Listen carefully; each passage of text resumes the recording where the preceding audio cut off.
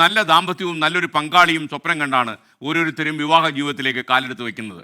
വിവാഹിതയായി കേവലം 7 ദിവസങ്ങൾ കഴിയുമ്പോൾ വഞ്ചിക്കപ്പെട്ടു എന്ന് തിരിച്ചറിയുന്ന പെൺകുട്ടികൾ ഉണ്ടാകുന്നത് വലിയ സംഭവമാണ്. അവർക്കുണ്ടാക്കുന്ന ഇത്തരം പ്രശ്നങ്ങൾ വലിയ മാനസികാഘാതമായിരിക്കും ഉണ്ടാക്കുക. സംശയരോഗവും പണത്തിനു വേണ്ടിയുള്ള അത്യാർത്തിയും ഏത് നീചകൃത്യം ചെയ്യാനുള്ള പുറപ്പാടും ഒക്കെ ഇവരെ വല്ലാതെ വരയ്ക്കും. ബെഡ്റൂമിൽ സ്ത്രീധനം കൊടുക്കുന്നതും സ്ത്രീധനം വാങ്ങുന്നതും ഒരുപോലെ കുറ്റകരമാണെന്ന് നിയമം എഴുതി വെച്ചിട്ട് എത്രയോ കാലമായി. പക്ഷേ ഇതൊക്കെ ആളുകൾ അറിഞ്ഞും അറിയാതെയും ഒക്കെ തന്നെ വാങ്ങിക്കൊണ്ടേയിരിക്കുന്നു, കൊടുത്തുകൊണ്ടേയിരിക്കുന്നു. സ്ത്രീധനം കാംക്ഷിച്ച് വരുന്നവനെ വീട്ടിൽ നിന്ന് ആട്ടിയിറക്കിയ ചരിത്രം നമുക്കുണ്ട് പല പെൺകുട്ടികളും.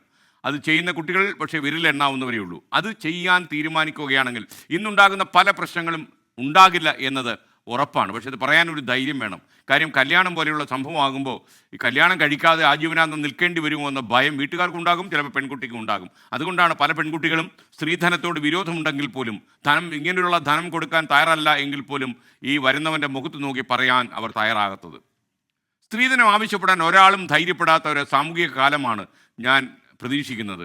സർക്കാർ സംവിധാനങ്ങൾ ശക്തമാവുകയും സ്ത്രീധനം ചോദിക്കുന്നത് കൊടിയ അപരാധമായി ഇന്ത്യൻ ശിക്ഷാ നിയമത്തിൻ്റെ കടുത്ത വകുപ്പുകൾ ചേർത്ത് ഈ കാര്യരിമ്പിൻ്റെ കരുത്തോടെ ഇത് നടപ്പിലാക്കാൻ സംസ്ഥാന സർക്കാർ സംവിധാനം തയ്യാറാവുകയാണെങ്കിൽ സ്ത്രീധനം ചോദിക്കുവാനും സ്ത്രീധനം കൊടുക്കുവാനും ആളുകൾ ധൈര്യപ്പെടില്ല. ഒരു പുതിയ തലമുറ ഉയർന്നു വരട്ടെ.